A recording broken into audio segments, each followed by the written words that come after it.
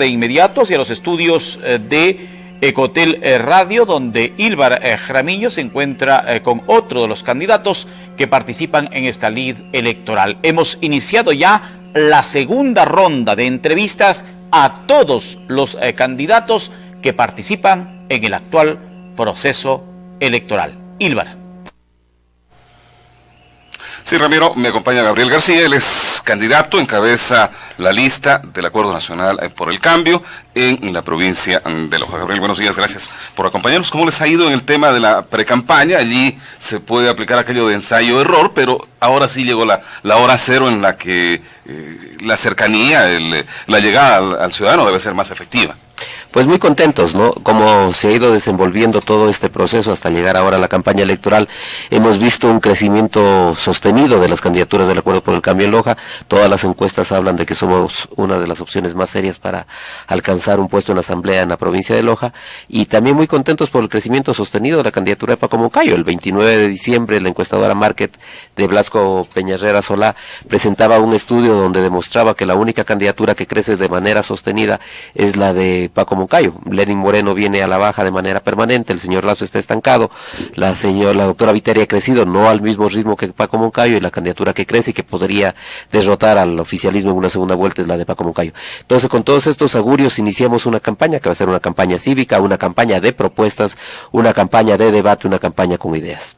En los recorridos que ustedes han efectuado, que los hemos visto a través de redes sociales, reportados oportunamente, ¿qué les dice la gente? Pues la gente quiere un cambio, ¿no? La gente quiere, por ejemplo, un cambio radical en la Asamblea en la Asamblea Nacional, y ese cambio radical, por supuesto, involucra un cambio radical en las personas que nos han representado. Es evidente que ha habido una carencia de representación en los últimos 10 años, es evidente que ha habido una carencia de fiscalización en los últimos 10 años, y la gente quiere un cambio radical, pero también quiere un cambio radical en cuanto a la función ejecutiva. Queremos cambiar las cosas, queremos avanzar, queremos más grados de libertad. Creemos que estamos un poco asfixiados y la gente pide más libertad. El cambio radical, ¿por qué? La mayor parte lo entendemos, pero ¿para qué? Mire, yo creo que hay cosas que se tienen que hacer de manera urgente. Primero, se tiene que empezar a reactivar la producción y a fomentar el empleo. Nosotros estamos proponiendo la ley de fomento productivo, que obliga a la banca pública por ley a bajar las tasas de interés a menos del 2%, que obliga a la universalización del Fondo Nacional de Garantía, que actualmente ya está constituido en el Código de la Producción, pero que no funciona en toda la banca pública. Se puede conseguir un fondo de garantía en la Corporación Financiera Nacional, pero no cuando usted va a Ecuador. Deberíamos universalizar el fondo de garantía, que obliga al aseguramiento de la producción, que tiene que ir de la mano con asistencia técnica, y un cambio también radical en la forma de hacer política pública en sectores tan importantes como el agropecuario o la agroindustria.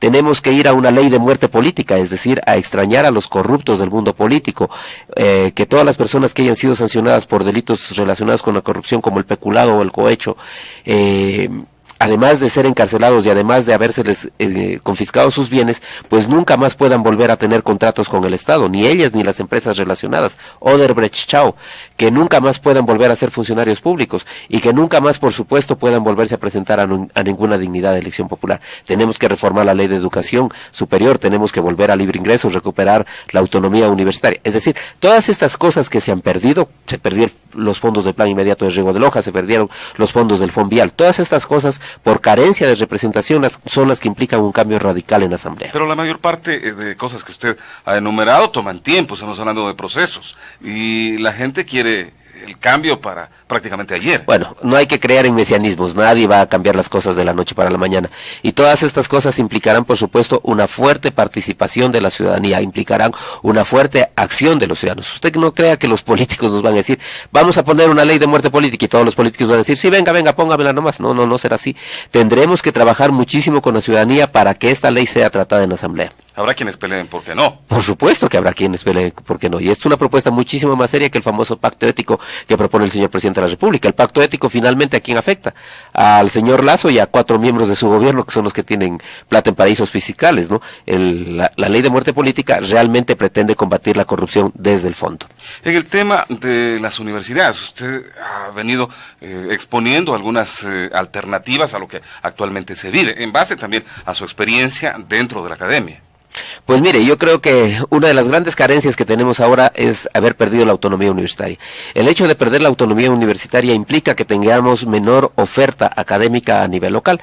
Loja antes era una gran formadora de médicos a nivel de posgrado, teníamos todas las especialidades médicas, se formaban en la Universidad Nacional de Loja. Al caer la autonomía universitaria, al perderse la autonomía universitaria, las universidades ya no pueden hacer ofertas por sí solas. Ahora para ofertar un nuevo proceso se tiene que pedir permiso en Quito. Antes se evaluaba la calidad, pero ahora se tiene que pedir permiso en Quito. Se tiene que pedir permiso en Quito incluso para decidir cuántos estudiantes se tienen que recibir. Es el Consejo de Educación Superior el que le dice a las universidades si se pueden recibir 10 o 15 estudiantes. Es el Consejo de Educación Superior el que le dice a las universidades si usted puede dejar de recibir estudiantes o no. Entonces esa carencia de la autonomía universitaria es la que ha producido una falta de oferta en las universidades. Hay que empezar por rescatar la autonomía universitaria. Hay una crítica que a usted se le ha hecho, yo he escuchado, he leído en redes sociales, dicen, ahora que aparece como candidato, usted critica, lanza críticas, pero también hacen notar su ausencia, no sé, usted la aclarará, en la crítica, en el debate, en las calles incluso, durante el desarrollo del actual gobierno. Mire, yo he mantenido columnas de opinión durante muchísimo tiempo y he estado muchísimo tiempo en medios. El último medio para el que escribí fue el diario El Mercurio, que es un diario nacional, y ustedes pueden ver allí mi postura y mi crítica. Yo evidentemente he sido profesor universitario y mi función era criticar desde la razón. Los políticos a los que les pagábamos eran los que tenían que haber criticado estas cosas. Los políticos eran los que tenían que haber conseguido, por ejemplo, este primer informe de auditoría sobre la carretera Loja-Zumba, y que en el año 2012 ya se dio haber pedido un informe de auditoría especial. Un cambio de posición suyo. No, para nada, para nada. Siempre hubo opinión y hubo argumentos, ¿no?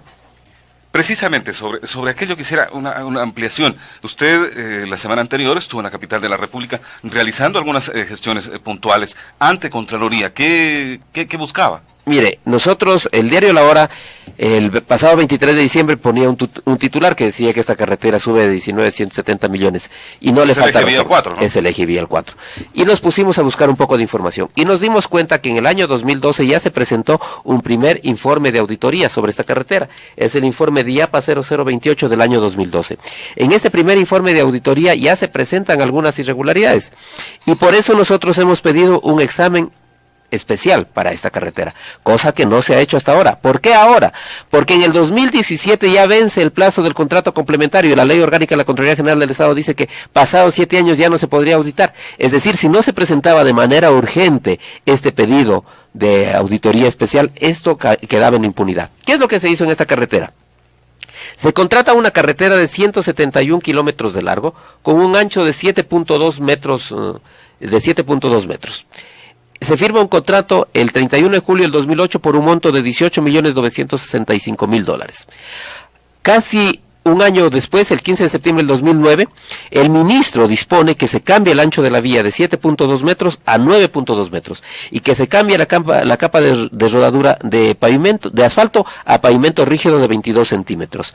El contratista de inmediato, que es la técnica de la compañía aparentemente era bueno, pero usted cambia eso sin ningún estudio. Usted cambiaría si está construyendo una casa y tiene un techo de teja y le decide en medio de la construcción poner un techo de losa, ¿no pregunta primero cuánto cuesta?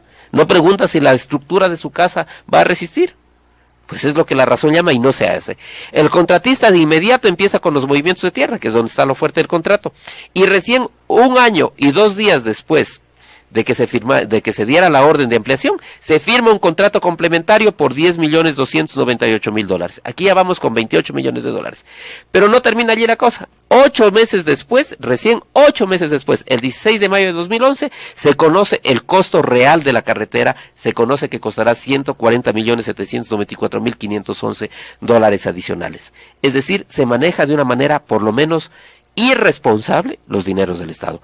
Esto se tenía que haber pedido esta auditoría en el 2012. Si no lo hacíamos nosotros ahora, esto ya no se auditaba. Esos son los hechos. Hay que actuar con hechos y con información. Ahora, esa es la tarea de la representación. Primer ejercicio de fiscalización, incluso estando fuera de la Asamblea, tenga resultados, porque seamos claros, con quiénes van a tener que trabajar o a quiénes van a tener que fiscalizar como vía directa, van a ser las mismas autoridades en los entes de control.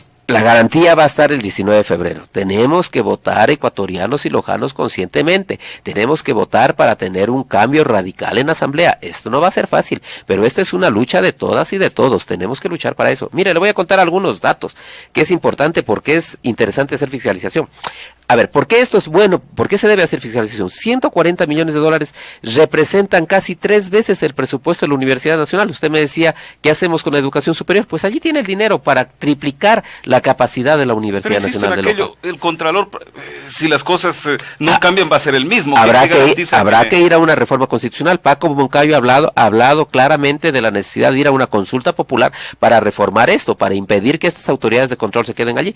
¿Cómo vamos a tener un Contralor General del Estado que permite lo siguiente? Mire usted, este es un cuadro resumen de los contratos que... O sea, llegar y sacarlos o cambiarlos, a pesar de que sean nominados para un plazo que empezaría dentro de poco. Por supuesto, mire, ¿cómo se va a permitir esto? Este es un cuadro resumen de los contratos de la Odebrecht con el Estado ecuatoriano.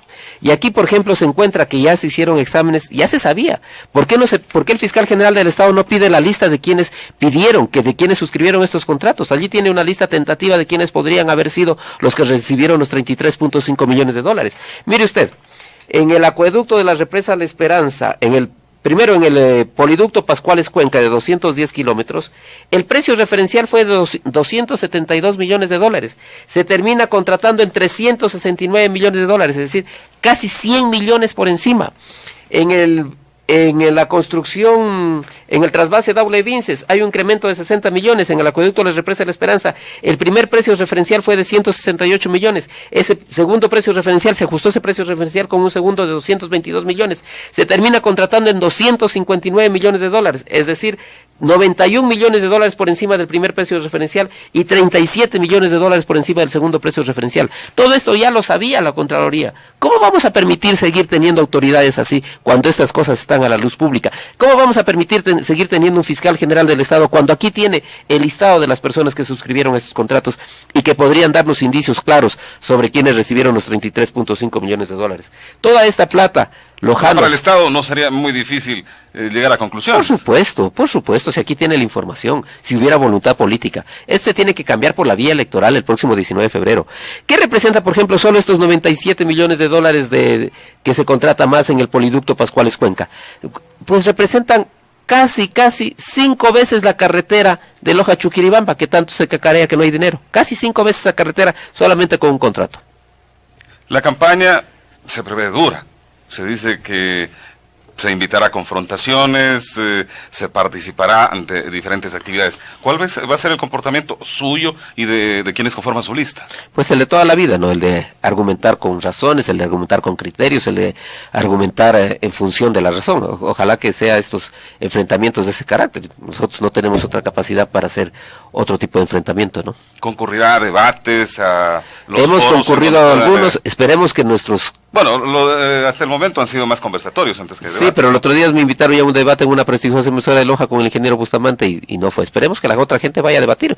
El pueblo de Loja quiere saber qué es lo que se va a hacer con su futuro.